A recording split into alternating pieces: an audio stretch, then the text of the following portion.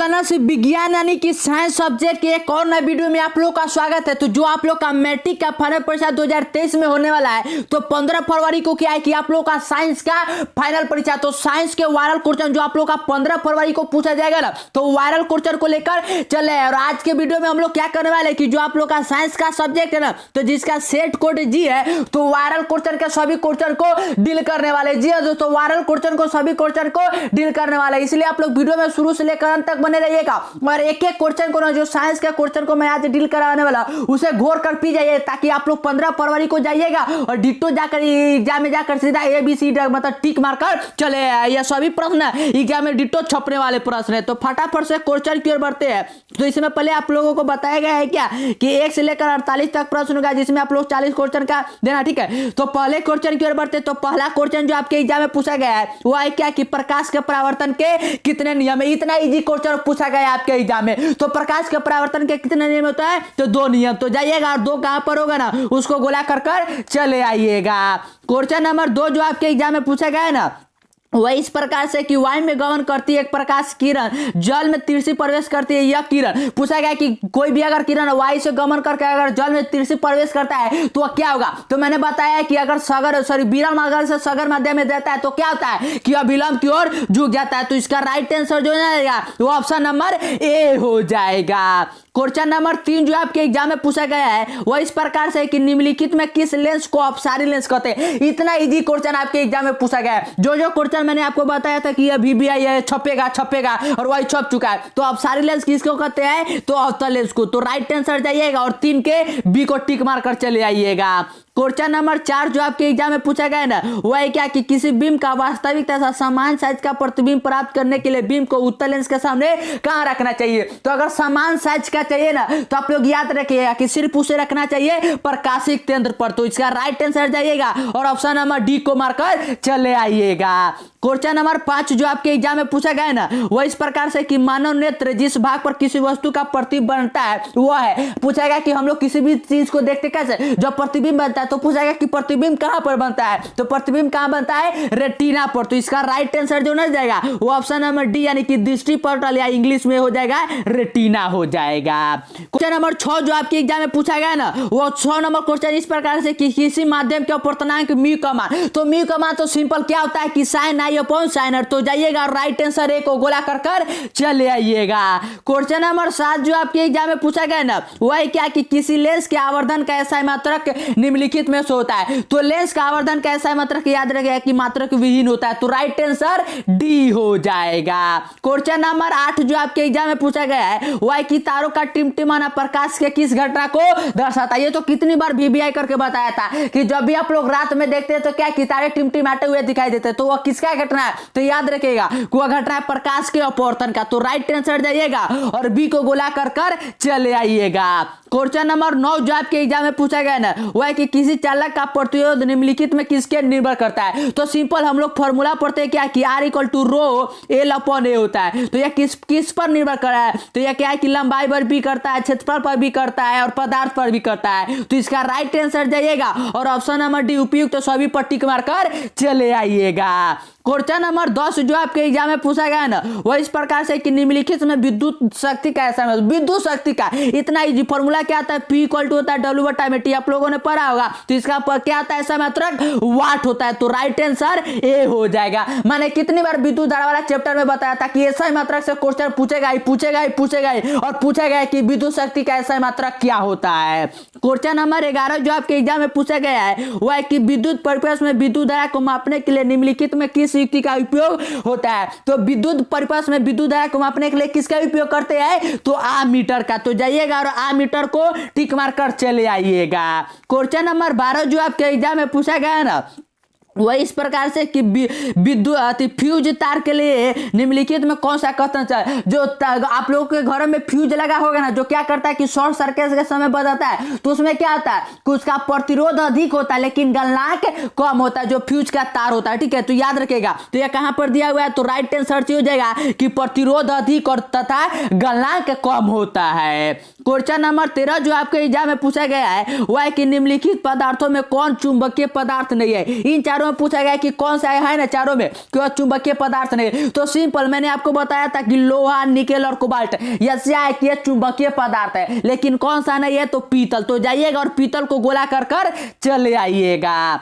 Question number 14 जो आपके exam में पूछा गया ना, 14 पढ़ के बता दो क्या है कि किसी विद्युत धारावाही सीधी परिनालिका के भीतर चुंबकीय क्षेत्र है। तो परिनालिका के भीतर चुंबकीय क्षेत्र का मान क्या होता है तो याद रखिएगा कि सभी बिंदु पर क्या होता है कि समान होता है, सभी बिंदु पर समान होता है। तो इसका राइट आंसर जो ना जाएगा वो ऑप्शन नंबर डी हो जाएगा कि सभी बिंदु पर समान होता है। क्वेश्चन नंबर 15 जो आपके एग्जाम में पूछा गया है वो है कि विद्युत धारा के चुंबकीय प्रवाह का खोज किसने किया। ये तो बार बार बीबीआई करके बताया था कि चुंबकीय प्रवाह और वही छप चुका है। इसीलिए आप लोगों को करें कि अभी तक चैनल को सब्सक्राइब नहीं किया तो चैनल को सब्सक्राइब कर लीजिए, क्योंकि जो क्वेश्चन मैं करवाना वो डिट्टो आपके एग्जाम में छपने वाले प्रश्न है। तो चुंबकीय क्षेत्र का प्रवाह का खोज किसने किया था तो ऑस्टेड ने। तो राइट आंसर जाइएगा और एक गोला कर चले आइएगा। क्वेश्चन नंबर 16 जो आपके एग्जाम में पूछा गया है वह है कि निम्नलिखित में कौन जैव मात्रा ऊर्जा स्रोत का उदाहरण है। जैव मात्रा मतलब क्या कि जीवों से हो, तो गोबर गैस जीवों से होता है, कोयला भी जीवों से होता है, लकड़ी भी होता है, लेकिन नाभिकीय ऊर्जा होता है वह क्या होता है कि यूरेनियम से होता है। तो ये नहीं होगा। तो राइट आंसर जाइएगा और सी को गोला कर चले आइएगा। क्वेश्चन नंबर 17 जो आपके एग्जाम में पूछा गया है ना वह है क्या कि Na2SO4 प्लस BaCl2 से मिलकर बन रहा है BaSO4 प्लस 2NaCl। ठीक है, तो यह क्या बन रहा है तो यह कौन सा अभिक्रिया है तो याद रखिएगा कि जो यह अभिक्रिया है ना यह द्विविस्थापन अभिक्रिया है। कौन सा है द्विविस्थापन। तो राइट आंसर जाइएगा और बी को गोला कर चले आइएगा। क्वेश्चन नंबर 18 जो आपके एग्जाम में पूछा गया है ना वह है कि अम्लीय वर्षा के जल का पीएच मान क्या होना चाहिए। जो अम्लीय वर्षा जो एसिड रेन होता है ना तो उसका पूछा गया कि पीएच मान कितना होना चाहिए। तो मैंने बताया था कि 5.6 है ना, या 5.6 से अगर कम होगा तो अभी क्या होता है कि अम्लीय वर्षा होता है। तो इसका राइट आंसर जो ना जाएगा वो ऑप्शन नंबर बी हो जाएगा।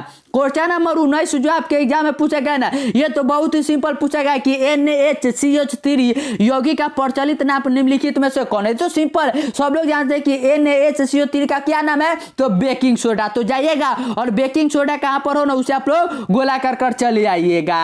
क्वेश्चन नंबर 20 जो आपके एग्जाम में पूछा गया है वह इस प्रकार से है कि उपज का उपचारण करने के लिए निम्न में से किस पद्धति का उपयोग करते हैं। ये तो सिंपल सा पूछा गया है कि जब किसी भी इंडाइजेशन होता है ना तो कि पचता नहीं है तो इसके लिए किसका यूज करते हैं तो सिंपल एंटासिड का करते हैं। किसका एंटासिड का। तो जाइएगा और एंटासिड को गोला कर चले आइएगा।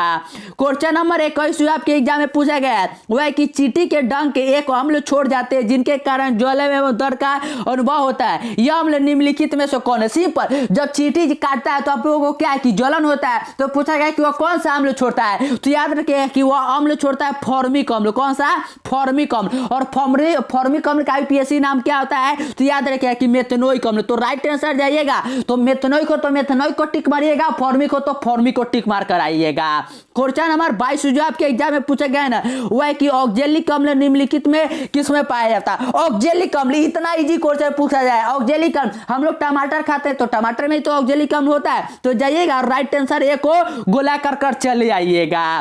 क्वेश्चन नंबर 23 जो आपके एग्जाम में पूछा गया है वह है कि CaSO4 इंटू हाफ H2O निम्नलिखित में किस यौगिक का रासायनिक सूत्र है। इसमें ना क्या करते हैं कि बहुत सारे बच्चे गलत करते हैं। वह क्या समझते हैं कि CaSO4 इंटू 2H2O जो होता है यह जिप्सम का फॉर्मूला आता है, या फिर वह समझते हैं कि प्लास्टर ऑफ पेरिस का। और हाफ इसी कंफ्यूजन में वो कभी कभी प्लास्टर ऑफ पेरिस मारते हैं तो कभी कभी जिप्सम मारते थे। तो याद रखिएगा अगर यहाँ पर 2 है तो वह जिप्सम है, लेकिन यहाँ पर हाफ है तो प्लास्टर ऑफ पेरिस है। तो राइट आंसर जाइएगा और सी को गोला कर चले आइएगा। क्वेश्चन नंबर 24 जो आपके एग्जाम में पूछा गया है वह है कि निम्नलिखित में कौन सी धातु कमरे के ताप पर तरल अवस्था में पाया जाता है। कमरे के ताप पर तरल अवस्था में सिंपल कौन सा पारा। तो जाइएगा राइट आंसर को गोला कर चले आइएगा। क्वेश्चन नंबर 25 जो आपके एग्जाम में पूछा गया है वह है कि नाइट्रोजन के 2 परमाणु के बीच कितने आबंध बनते हैं। तो नाइट्रोजन के 2 परमाणु के बीच कितने आबंध बनते हैं तो इसका क्या आता है 2 और 5 होता है। तो 5 है तो 8 पुराने के लिए 3 चाहिए, तो कितना चाहिए तो 3 आबंध। तो इसका राइट आंसर जाइएगा और त्रियाबंध को गोला कर चले आइएगा। क्वेश्चन नंबर 26 जो आपके एग्जाम में पूछा गया है वह है कि निम्नलिखित में कौन विद्युत का सुचालक है। इन चारों में पूछा गया है कि कौन सा जो है ना वह विद्युत का सुचालक है। तो विद्युत का सुचालक जो आप लोग पेंसिल से लिखते हैं ना, तो पेंसिल किसका बना रहता है? ग्रेफाइट का। तो ग्रेफाइट क्या होता है कि विद्युत का सुचालक होता है। तो राइट आंसर जाइएगा और बी को गोला कर चले आइएगा।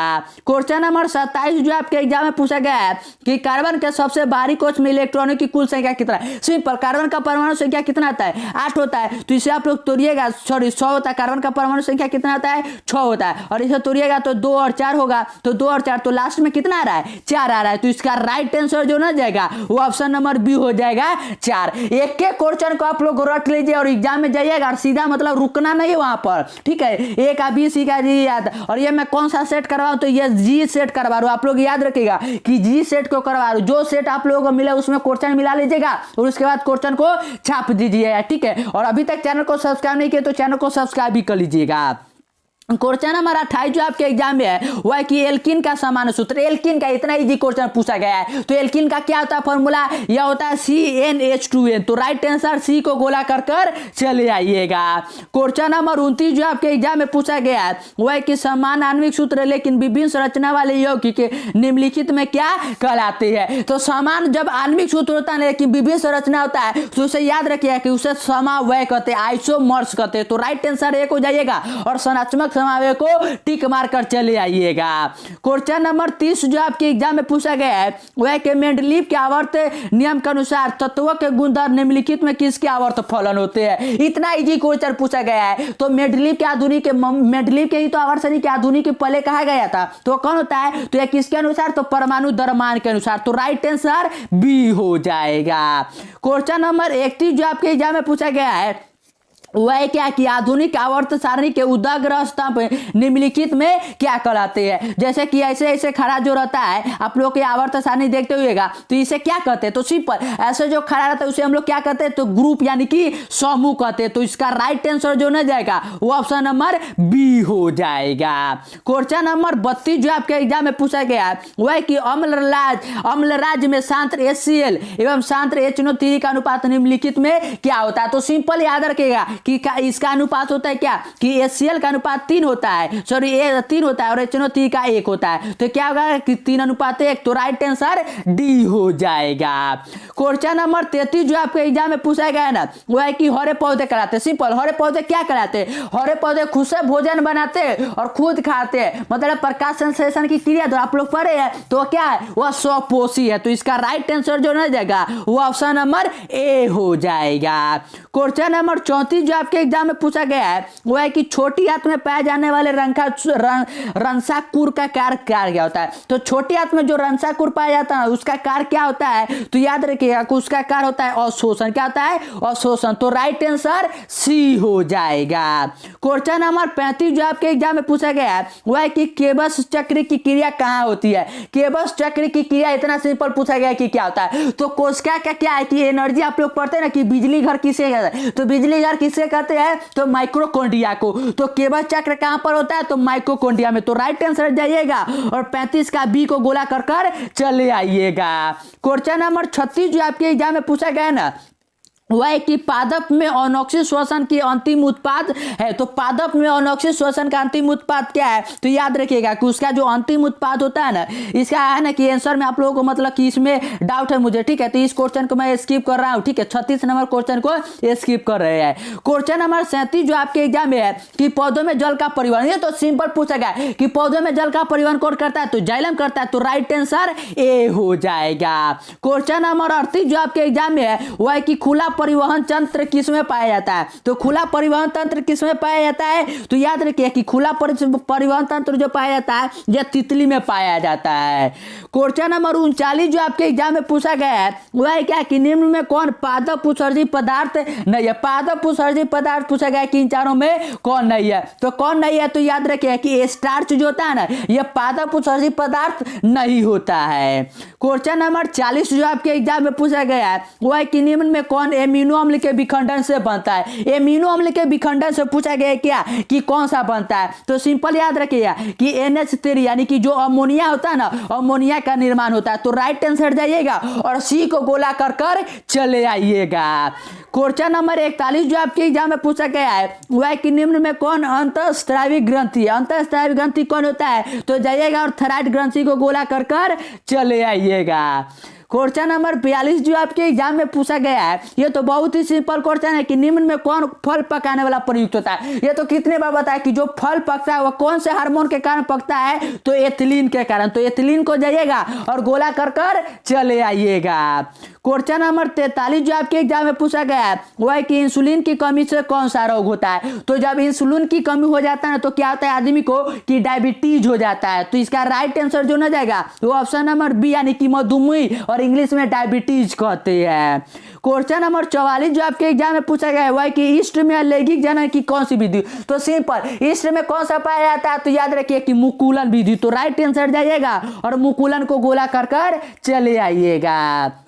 क्वेश्चन नंबर 45 जो आपके एग्जाम में पूछा गया है वह है कि मानव में निषेचन की क्रिया कहाँ होती है? तो मानव में निषेचन का क्रिया कहाँ होता है? तो याद रखिएगा कि यह होता है फैलोपियन नलिका में। तो राइट आंसर जाइएगा और डी को टिक मारकर चले आइएगा।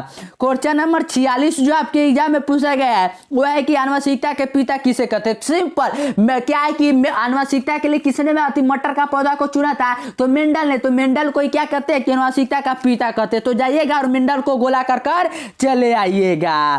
क्वेश्चन नंबर 47 जो आपके एग्जाम में है वह है क्या कि जीव मंडल में ऊर्जा का मुख्य स्रोत क्या है? तो सिंपल, हमारे यहाँ ऊर्जा का मुख्य स्रोत क्या है? सूर्य है। तो राइट आंसर डी हो जाएगा। और क्वेश्चन नंबर 48 जो आपके एग्जाम में पूछा गया है वह है कि जातियों की उत्पत्ति नामक पुस्तक किसने लिखा? तो जातियों की उत्पत्ति नामक पुस्तक किसने लिखा है? तो डार्विन ने। तो राइट आंसर बी हो जाएगा।